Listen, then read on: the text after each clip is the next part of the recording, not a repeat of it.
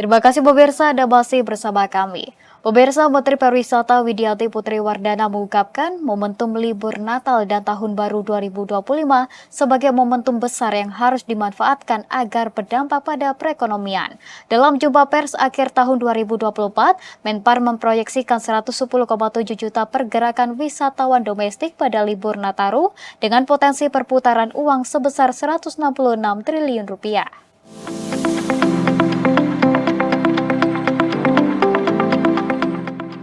Menteri Pariwisata Widianti Putri Wardana memprediksi akan terdapat 110,7 juta pergerakan wisatawan domestik pada libur Natal dan Tahun Baru 2025.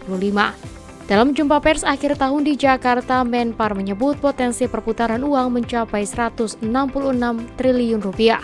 Pergerakan wisatawan domestik saat libur Nataru terpusat di Pulau Jawa.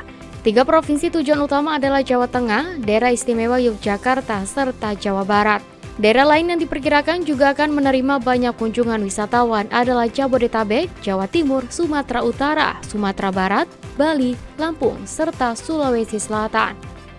Proyeksi wisatawan Nusantara yang melakukan perjalanan di bulan Desember diperkirakan sebesar 110,7 juta pergerakan dengan potensi perputaran uang pada saat Nataru sebesar 166 triliun rupiah. Sedangkan proyeksi wisatawan mancanegara yang melakukan kunjungan di bulan Desember sebesar 1 juta sampai dengan 1.325 juta kunjungan. Adapun potensi perputaran uang pada wisatawan mancanegara sebesar 22,5 sampai dengan 29,2 triliun rupiah. Dalam kesempatan itu, Widianti juga memproyeksikan pergerakan wisatawan mancanegara yang akan melakukan liburan selama musim Nataru 2025 sebesar 1 juta hingga 1,3 juta. Adapun potensi perputaran uang pada wisatawan mancanegara sebesar 22,5 triliun rupiah sampai dengan 29,2 triliun rupiah. Pemirsa, stasiun kereta cepat Karawang mulai melayani naik turun penumpang di momen Nataru 2025. Pengoperasian stasiun Karawang ini diharapkan membantu pencapaian target harian penumpang WUS hingga dapat memberikan dampak positif terhadap ekonomi lokal maupun nasional. Stasiun kereta cepat Karawang telah diresmikan pada Selasa 24 Desember 2024 oleh Menteri Koordinator Bidang Infrastruktur dan Pembangunan Kewilayahan Agus Harimurti Yudhoyono, Menteri Perhubungan Dudi Purwagandi, dan Wamen BUMN Kartika Wiryatmojo. Peresmian ini sekaligus pembukaan perdananya stasiun kereta cepat yang dapat diakses oleh masyarakat. Pada tahap awal pembukaan stasiun kereta cepat Karawang akan melayani 20 jadwal kereta, terdiri dari 10 keberangkatan dari Stasiun Halim dan 10 keberangkatan dari Stasiun Tegaluar atau Padalarang. Kereta cepat menerapkan skema tarif dinamis untuk perjalanan dari dan menuju Stasiun Karawang. Dengan kereta cepat Stasiun Karawang ini, masyarakat dapat menempuh waktu 15 menit menuju ke Jakarta.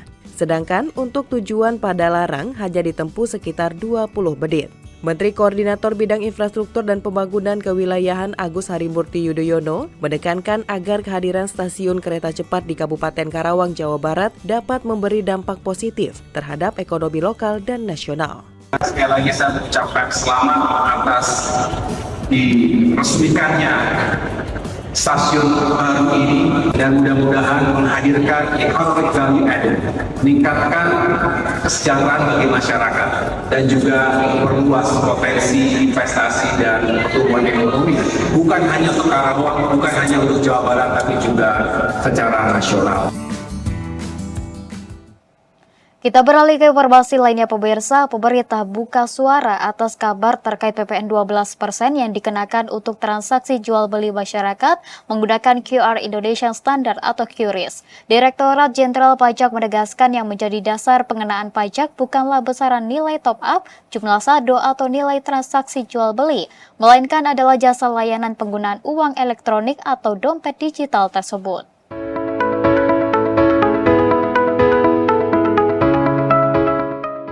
Pemerintah buka suara atas kabar terkait PPN 12% yang dikenakan untuk transaksi jual beli masyarakat menggunakan QRIS Indonesia Standar atau QRIS.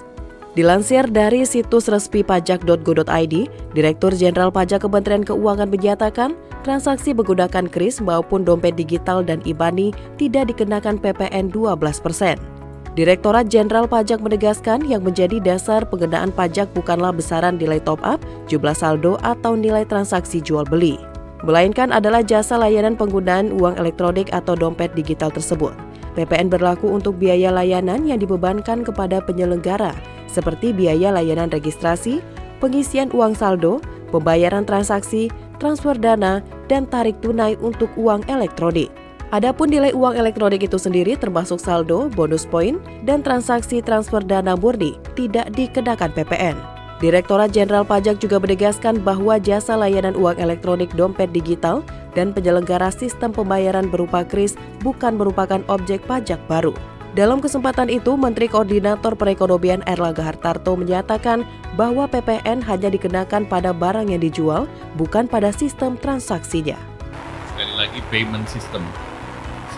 Hari ini rame QRIS. Itu juga tidak dikenakan PPN. Jadi kris tidak ada PPN. Sama seperti debit card transaksi yang lain. Jadi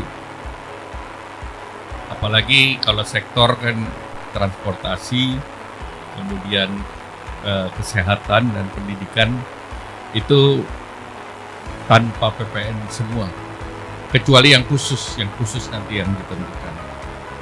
Jadi bayar tol pun tidak kena PPN. Sementara itu pemirsa, pemerintah resmi mengumumkan pemberian diskon tarif listrik sebesar 50% dengan daya listrik terpasang di bawah 2.200 volt ampere. Diskon listrik 50% berlaku selama 2 bulan yakni Januari dan Februari 2025.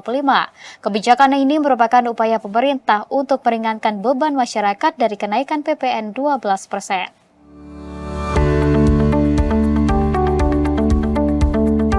Direktur Utama PT Perusahaan Listrik Negara Persero Darmawan Prasojo mengatakan bahwa pelanggan PLN tidak perlu melakukan registrasi apapun untuk mendapatkan diskon tarif listrik sebesar 50%.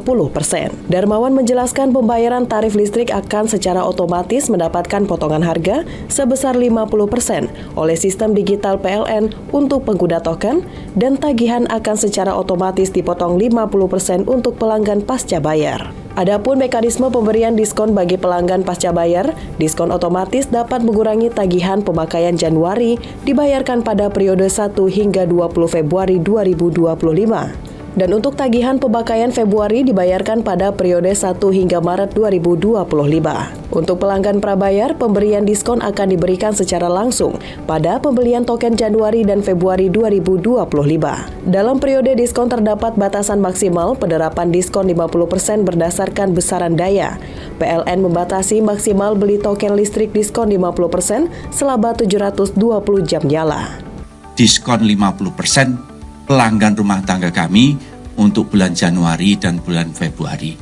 Tentu saja ini berkah karena ini mengurangi beban saudara-saudara kita dan juga meningkatkan daya beli masyarakat. Dan untuk itu kami PLN siap menjalankan berkah amanah dari pemerintah ini.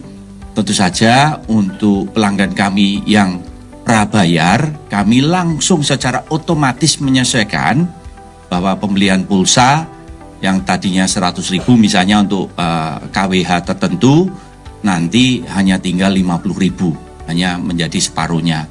Kemudian untuk yang pasca bayar, kami secara otomatis menyesuaikan tagihan listriknya untuk bulan Januari Februari.